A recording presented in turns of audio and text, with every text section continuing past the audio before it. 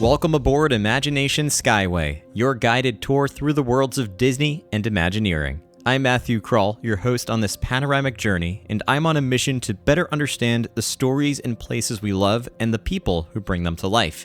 Today's episode is the culmination of 8 years of podcasting, and it would not have been possible without your support for this show and without a very special invitation from Walt Disney Imagineering and Disney Parks. Last week, on Friday, July 11th, I had the opportunity of a lifetime, taking a very exclusive tour of the Walt Disney Imagineering campus in Glendale, California. This tour gave me the chance to chat with Imagineers, visit multiple Imagineering departments, attend demonstrations and presentations, and experiment with some innovative Imagineering technology. To cap it all off, I was fortunate enough to interview Imagineer Dave Crawford live from Walt Disney Imagineering. This episode was recorded using Imagineering audio equipment in the same room where the team engineers the audio for every Disney destination around the world. As you can tell, if you're a fan of Walt Disney Imagineering or even curious about what it's like inside their Glendale headquarters, this episode is one you will not want to miss, as I share more details about my experience and my extraordinary conversation with Dave. As you fasten your seatbelt, I encourage you to take out your mobile devices and search for Imagination Skyway on your favorite social media app.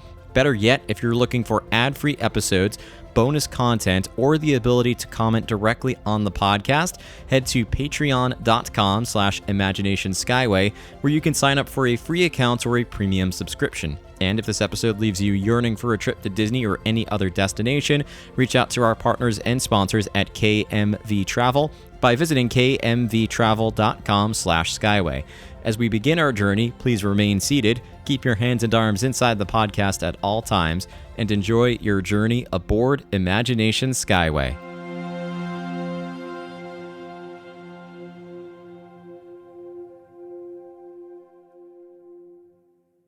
As a Disney fan, especially a Disney Parks fan, walking inside Walt Disney Imagineering is a bit like winning a golden ticket. Arriving on campus, I had to pinch myself to make sure I wasn't dreaming. Thankfully, I didn't wake up.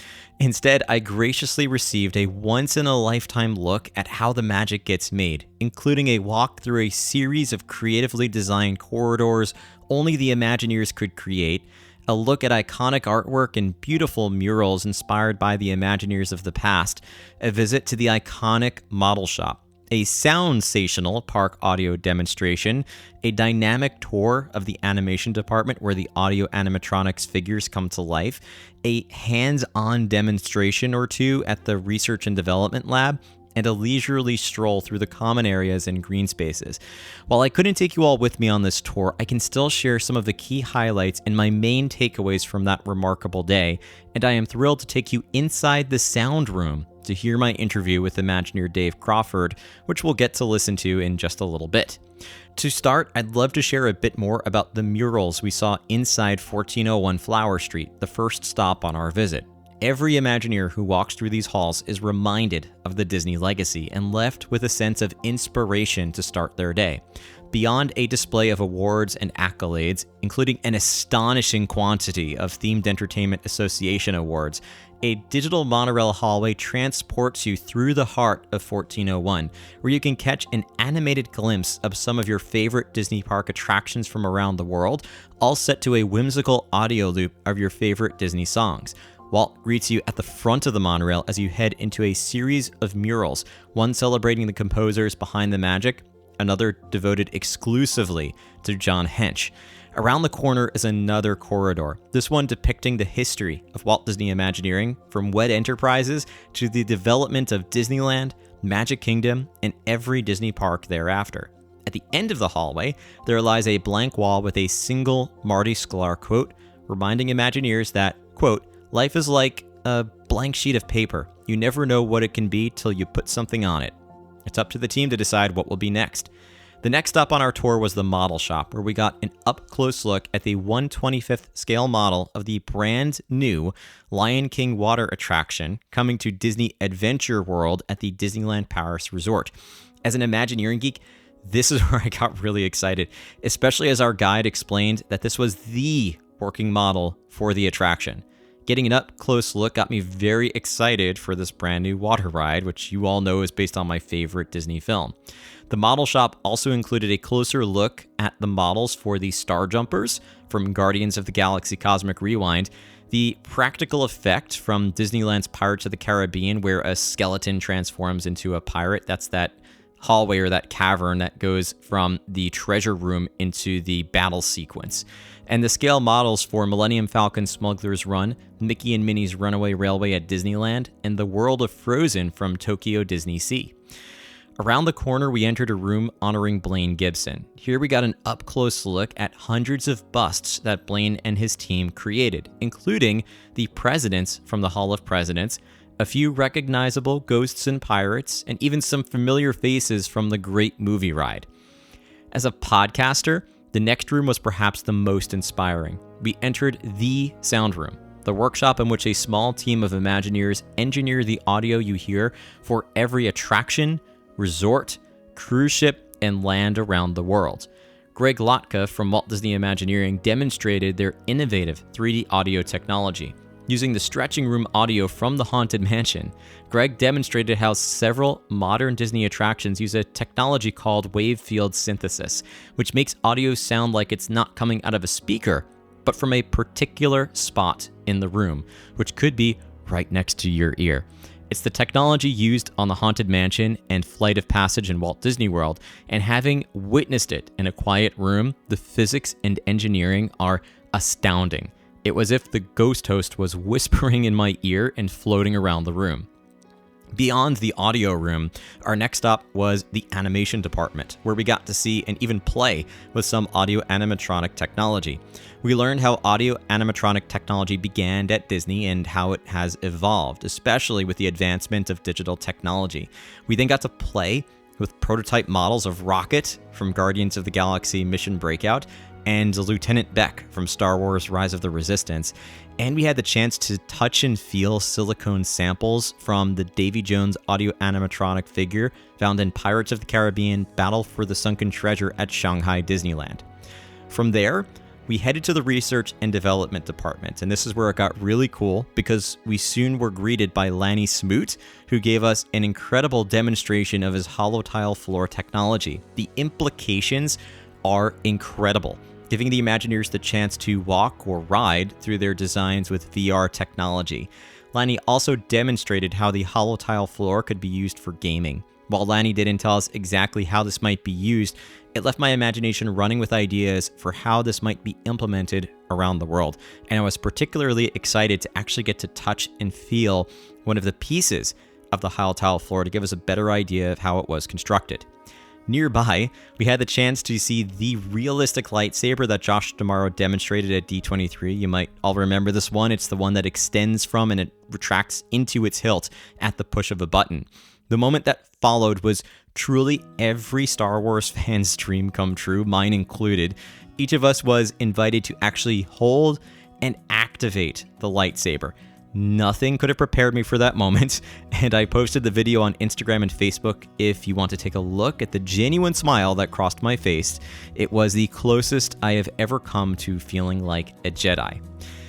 Next up, we had the chance to view a few prototypes of the Stunttronic Spider-Man figure at Avengers Campus, along with a presentation of its development, which led us to another demonstration, this time of some new celebrities in the Star Wars universe. The BDX droids now roaming around Star Wars Galaxy's Edge, and soon appearing in the 2026 film The Mandalorian and Grogu. Perhaps the best part of this demonstration was not just getting to see the droids, but actually learning how to operate them. The Imagineers handed us the controls for these lovable droids and let us steer them and play with them. Again, this is something you can see on my Instagram or Facebook page if you're interested in seeing what it all looked like. And kids, if you're listening and your parents are telling you video games have no implications in the real world, just show them that video because that will change their impression completely. After lunch, I had the chance to explore the common areas and green spaces, which included some relics of the past, like a Disneyland People Mover car, Heimlich's train car from the A Bug's Land attraction Heimlich's Choo Choo Train, and a sky bucket from the classic Disneyland attraction. Before long, it was time to interview Imagineer Dave Crawford, a creative ride engineering executive who has been a part of Walt Disney Imagineering since 1998, holding various leadership positions in engineering, creative, and R&D. Dave has participated in every aspect of attraction designs and development and is listed as an inventor of over 60 patents. Although I could have easily spoken to Dave for several hours, I was grateful to carve out even a few minutes of his time to chat about his work at Walt Disney Imagineering and beyond. After our chat, Dave got back to work on future Disney Parks projects.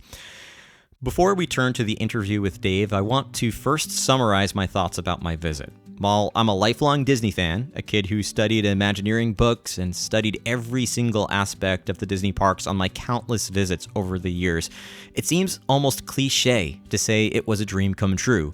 In many ways, so many ways, it was, and a large part of me was and still is very giddy thinking about the day. But an even larger part of me felt something even deeper than that: optimism. There's an energy at Walt Disney Imagineering that is very hard to describe. You will not see it in videos or read it in articles. It's something that can only be felt. There's a shared spirit that's buzzing around the campus, a harmonious orchestration of ingenuity. Even beyond the Imagineers I conversed with on the tour, the Imagineers in the background caught my attention. There's a deep sense of care and determination. There's a shared spirit of innovation among the remarkably talented individuals occupying the hundreds of disciplines around the campus. There's also a heritage literally written on the hallways, reminding every Imagineer where Disney came from and where it can go. They're all working on Marty Sklar's blank sheet of paper, building the future of Disney and simultaneously developing inventions that have implications beyond themed entertainment. I also want to share something with you that left me deeply encouraged about my visit. Are you ready? Walt is still there. I felt his presence on that very campus. Imagineering has grown tremendously since Walt's small team of artists and engineers got their start in 1952. But the same spirit from those early years is still there, just on a much larger scale. And I can feel that Walt still has his handprints on those projects. On my visit, it felt as if Walt could have turned the corner at any moment to see how an animatronic is coming along or to play with Lanny's holotile floor. I saw his presence at impromptu meetings happening throughout the campus, where teams of Imagineers were brainstorming ways to plus their creations. There's still that sense of play, of tinkering, of innovating, of fun. Times have changed, the company has expanded, and technology has come a far way. But Walt's spirit of play, innovation, and constant tinkering is still there. The legacy that Walt started has been passed on from generation to generation. Don't listen to the naysayers. Take it from someone who walked on that campus and spoke to Imagineers at multiple levels of the organization. Walt's spirit is very much alive. I am deeply grateful to Disney for giving me the chance to experience it on this campus, and I am incredibly optimistic about the future of Disney. With that, I'd love to turn you over to my interview with Dave Crawford. As you listen, keep in mind where this interview was recorded. Getting chills just thinking about it. Is in the same room where they create audio for Disney parks all around the world. It's giving me goosebumps, and it's a day I will never forget. Dave, it's such a pleasure to meet you, and it's incredible to be here at Walt Disney Imagineering. This is my first time here. I feel like you've been here since 1998. Do you still get that same feeling coming into this building every day? I do. It's it really is a magical place with great people, and 25 years almost with the company, and it's fun to come in and fun to see friends, and every building here holds a little bit of a memory and magic from that time, and that's what you kind of lean on day after day. Yeah. For those who are not familiar with your role, what do you do at Walt Disney Imagineering? So my responsibility, I lead a collaborative initiative between our Blue Sky studio and our ride engineering studio to design and develop new ride platforms. Sounds like a very exciting role. How did you end up doing that? Oh boy, that's a long story. I will make it quick as I can, but I studied mechanical engineering and went into the entertainment industry Started at Disney in 1998 doing production design and development of attractions, worked on Bugs Land and the Winnie the Pooh ride both at the Disneyland Resort, but had an opportunity to move into the development side. I transferred into creative, worked in front-end feasibility for a long time and R&D, and always had that love and appreciation for ride systems, but trended towards the more front end of it. And so just a couple of years ago, when the company made a very dedicated commitment to developing new ride platforms and asked me to help with that, was really honored to kind of jump back in and go back to those roots. Yeah, I'm tempted to jump in. You mentioned a few projects. It's always an important question to ask. What are some of the exciting projects you've had the chance to work on fans might recognize? Oh, boy, there's a lot. I mean, I will go always back to the Winnie the Pooh ride at Disneyland. It was the first ride system that I was personally in charge of delivering. And it's a fun family ride, obviously, was one, I was excited to be a part of, and one that my kids got to go on, later in life once they were born. And the fact that it's still operating today, bringing joy to people, is really, still holds a very special place in my heart. I can attest to that. I bring my daughters to Walt Disney World. That's our park, but many adventures of Winnie the Pooh is there, and you love bouncing around on the honey pot and riding through the attraction. What does a day in the life look like for you here? Right now, it's a lot of fun. I'm on the project delivery side of working on scope and development of new ride platforms. Because it's very early, it's not typically targeted to a Disneyland or a Hong Kong or a Walt Disney World. It's just, what is a new exciting capability? And so there's a lot of collaboration with creative leads and creative directors and story writers about what types of experiences do you want to be able to showcase to our guests. That could be sailing across the ocean or flying across the sky or zooming up to the moon or Mars. And it's trying to take those experiential conceits and direction and come up with machines that deliver that. Yeah, that brings up a really good question that I had, because everything begins with storytelling.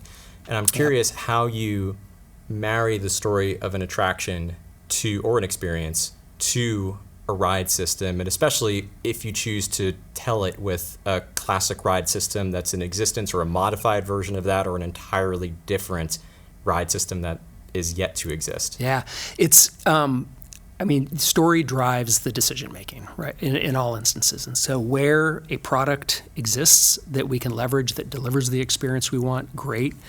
Where it's a previous Disney attraction that is applicable to that, great. There's very little risk in moving forward in that direction. My favorite is always when it's something that doesn't exist. We want to deliver an experience we've never done before. We have to invent something new to do that.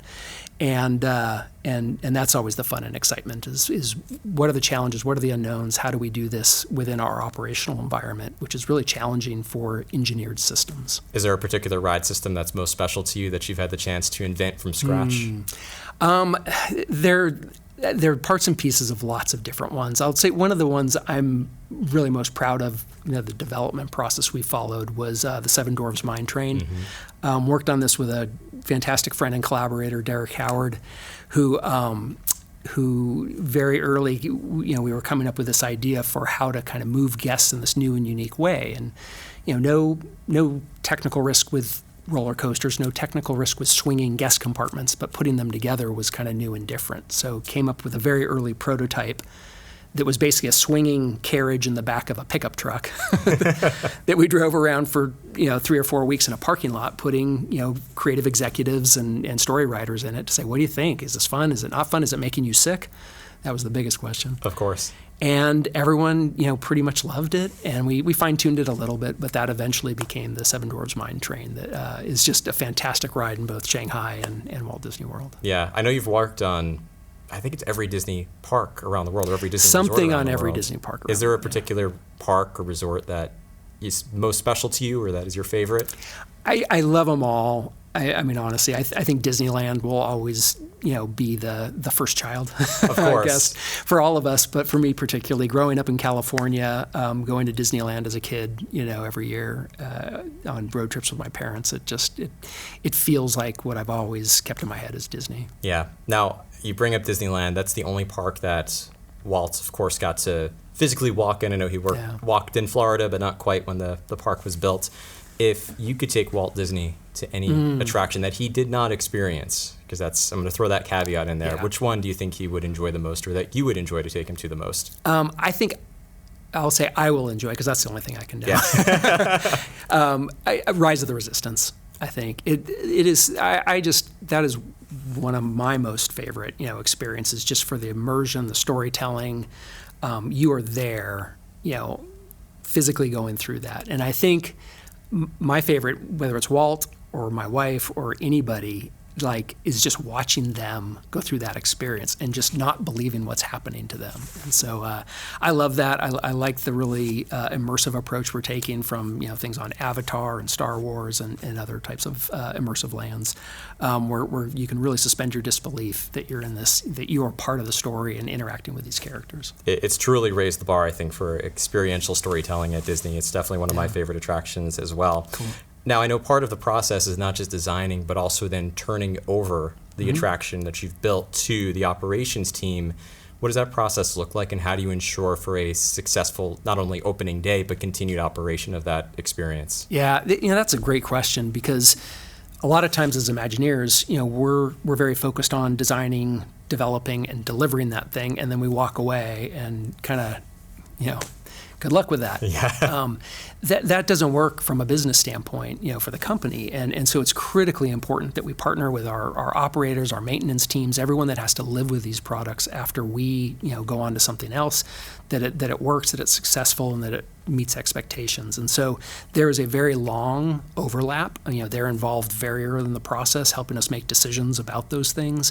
And then there's overlap after we turn it over, where we stay on site and ensure that it operates and delivers the experience that we said it would.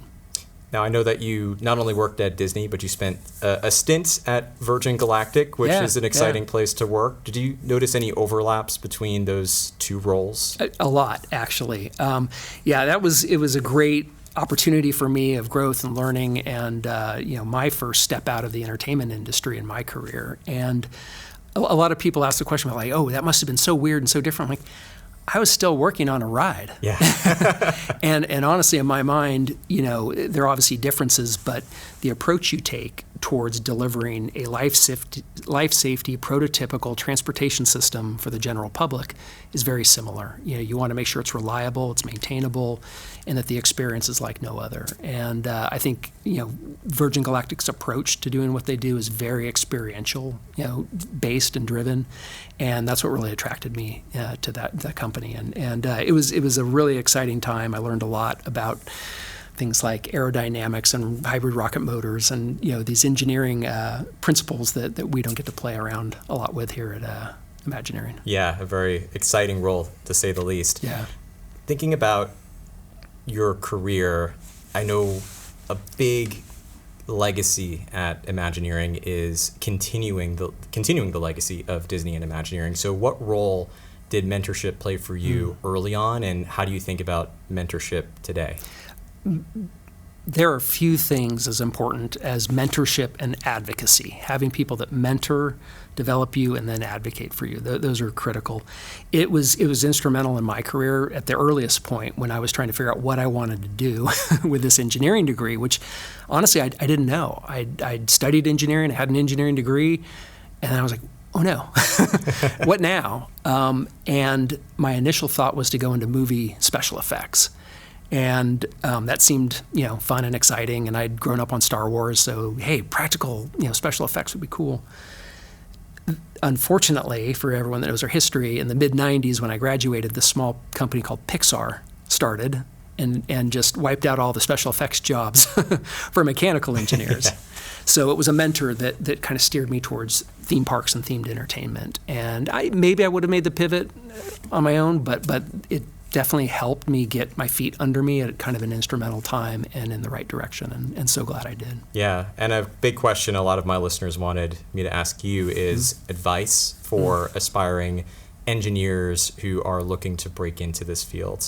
Oh, it's entertainment is just an incredibly wonderful industry for engineers to work in. It's very different than most other industries that engineers work in because of the creative process and creatively led decision making. It's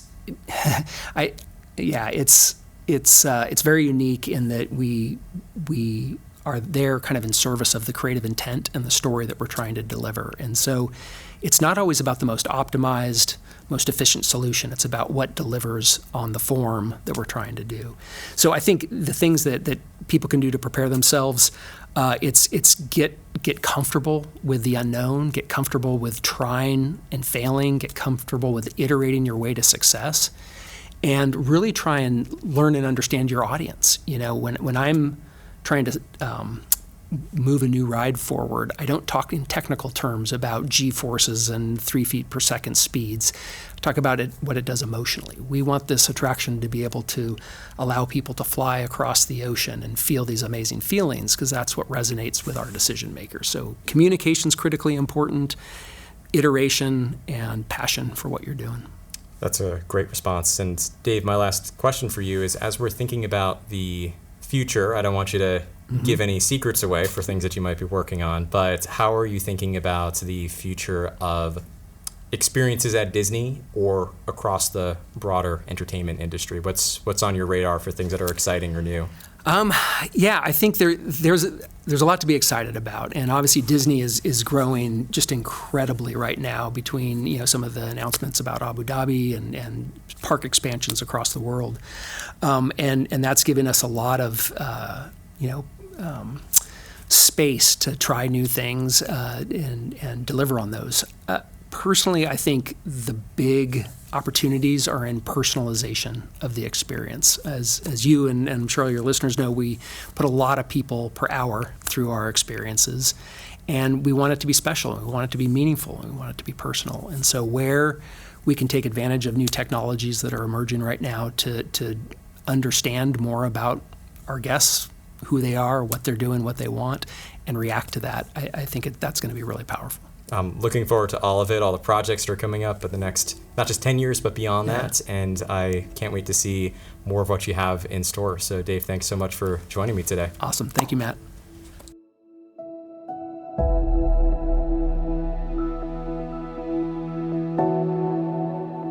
Welcome back to Imagination Central, and a very special thank you again to Walt Disney Imagineering and Disney Parks for inviting me inside Walt Disney Imagineering. Before you exit this episode, remember to follow Imagination Skyway on social media and share the show with anyone who might enjoy listening to our program. For ad-free episodes and bonus content, create a free account or sign up for a premium subscription at patreon.com/Imagination Skyway. When you're ready for your next vacation, remember that listeners of Imagination Skyway can get rewarded for booking a trip to Disney in 2025 through KMV Travel. Simply fill out the form at kmvtravel.com/Skyway and make sure that you select Imagination Skyway under the How Did You Hear About Us question to be eligible for a special gift from the team. Terms and conditions apply. As you disembark, please remember to remain fully seated until the podcast comes to a complete stop. Then gather your belongings and watch your head and step as you exit. Thank you for joining me aboard Imagination Skyway. And remember, if we can dream it, we can do it.